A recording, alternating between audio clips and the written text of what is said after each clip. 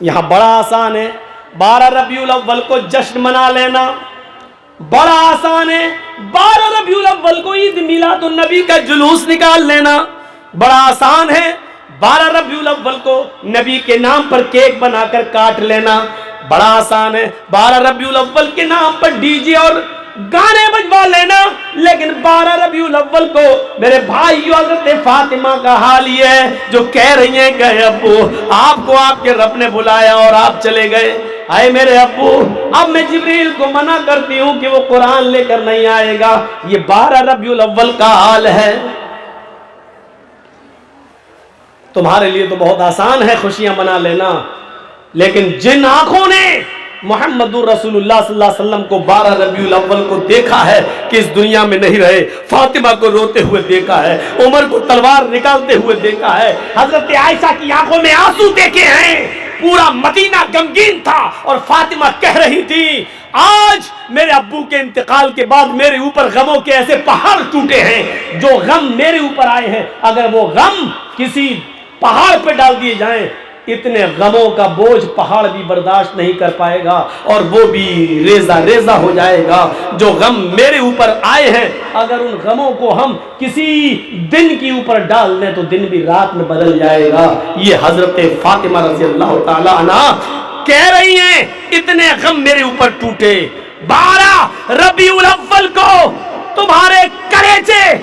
کیسے خوشیاں منانے پر مجبور ہو جاتے ہیں، تمہارے دل یہ کیسے گوارا کر لیتے ہیں کہ 12 ربیع الاول کو حضرت فاطمہ کے آنسو تمہیں نہیں دکھائی دیتے ہیں، 12 ربیع الاول کو حضرت عمر فاروق کے ہاتھ کی تلوار تمہیں نہیں دکھائی دیتی ہے، 12 ربیع الاول کو میرے بھائیوں حضرت عائشہ کی آنکھوں میں آنسو تمہیں نہیں دکھائی دیتے ہیں اور تم ڈی جے بجا کر جشن منا لیتے ہو۔ تمہاری عزت تمہارا احترام یہ کیسے گوارا کر لیتا ہے، تمہارے کلیجے اور تمہارے دل اس کو کیسے برداشت کر لیتے ہیں۔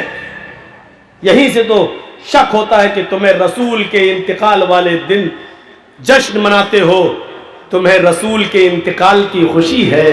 یا آپ کی پیدائش کا جشن ہے۔ یہیں سے ہم سوچنے پر مجبور ہو جاتے ہیں کہ تمہارے دلوں میں ہے کیا۔ تقریباً 32 گھنٹے تک، یہ موجودہ دور کے حساب سے بتلا رہا ہوں، کہ یہ مت کہنا اس زمانے میں گھڑی نہیں چلتی تھی تو آپ نے گھنٹے کیسے بتا دیے۔ تقریباً 32 گھنٹے تک اللہ کے رسول صلی اللہ علیہ وسلم کو دفنایا نہیں گیا، آپ حجرہ عائشہ ہی میں رہے، لوگ آتے گئے دیکھتے گئے، آتے گئے دیکھتے گئے، آتے گئے دیکھتے گئے، کسی کو یقین نہیں تھا یہ کیا ہو گیا ہے۔ کچھ لوگ رات میں پہنچتے ہیں، بہت دور کے رہنے والے دروازے کو دستک دیتے ہیں، اما عائشہ نے دروازہ کھولا، امی عائشہ جی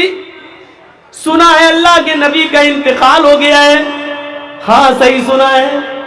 میں نبی کا چہرہ دیکھنا چاہتا ہوں، ہم لوگ بہت دور سے آئے ہیں، بہت دیر میں خبر ملی ہے، رات کا اندھیرا ہے، صبح اللہ کے نبی کو دفنا دیا جائے گا، میں چاہتا ہوں کہ محمد رسول اللہ کا ایک بار دیدار کر لوں، آپ کا چہرہ دیکھ لوں۔ حضرت عائشہ نے حجرے میں آنے کی اجازت دی، چادر کھینچی، کہا دیکھ لو اپنے نبی کا چہرہ۔ باہر سے آنے والے لوگوں نے اس چہرے کو دیکھا، کہنے لگے امی عائشہ رات کے اندھیرے کی وجہ سے چہرہ دکھائی نہیں دے رہا ہے، اگر تھوڑی سی روشنی ہو جائے، چراغ جلا دیا جائے تاکہ میں نبی اکرم کے چہرے کو صحیح سے دیکھ سکوں۔ حضرت عائشہ کی آنکھوں میں آنسو آ گئے۔ باہر سے آنے والے صحابیوں نے کہا امی عائشہ ہم آپ کو رلانا نہیں چاہتے تھے، ہم نے تو صرف چراغ جلانے کی بات کہی ہے۔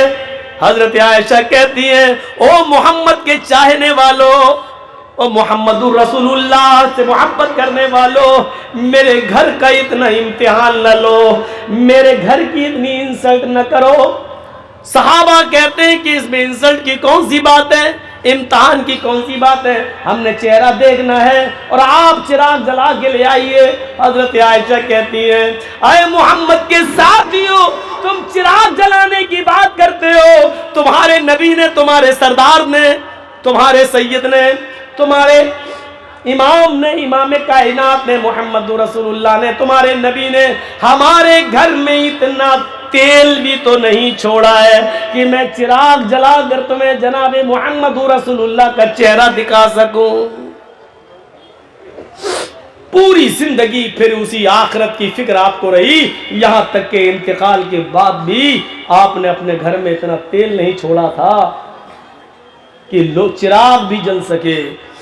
तब हजरत आयशा पड़ोस में जाती है और पड़ोस की औरत से कहती है कि ऐ मेरी पड़ोसन, थोड़ा सा तेल उधार दे दे,